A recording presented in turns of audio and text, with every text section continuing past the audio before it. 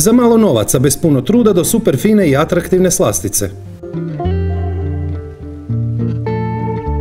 2 cijela jaja,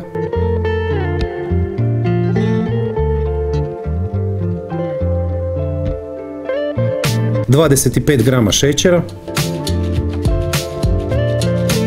opcionalno ako imate vanil šećer, prstohvat soli,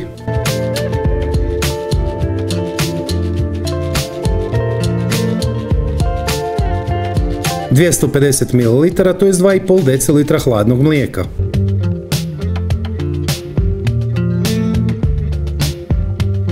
...250 ml, to je 2,5 decilitra kisele, to je gazirane mineralne vode. U nedostatku možete koristiti i običnu vodu. 2 velike žlice ulja. Opcija ako imate, dodajte žlicu ruma. –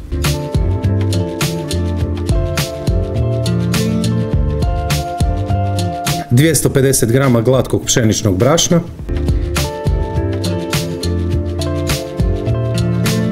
I sad ovo je jako bitno, reći ću vam i pokazati brojne savjete. Koristite tamni kakao u prahu. Ako ćete dodati 10 grama tamnog kakao u prahu, kao što vidite, ispasti će previše tamne.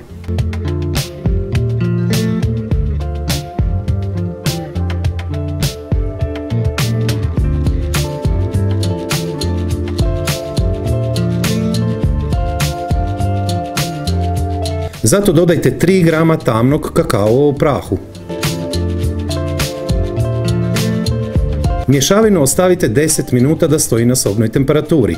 A prije nego krenemo dalje s receptom, ako će netko pitati da li može standardni, to jest klasični smeđi kakao u prahu, kao što vidite, ispasti će smeđe.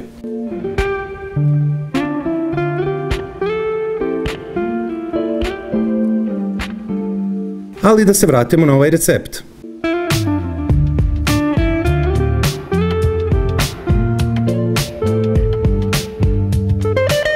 Dobro zagrijanu tavu premažite s malo ulja, i to svaki put prije svake palačinke.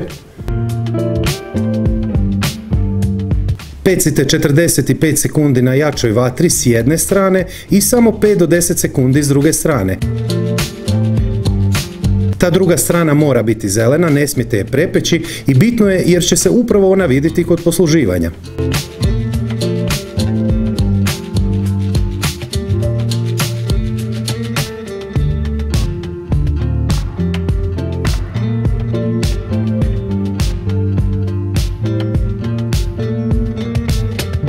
Malo slanih pistacija, krupno nasjeckati.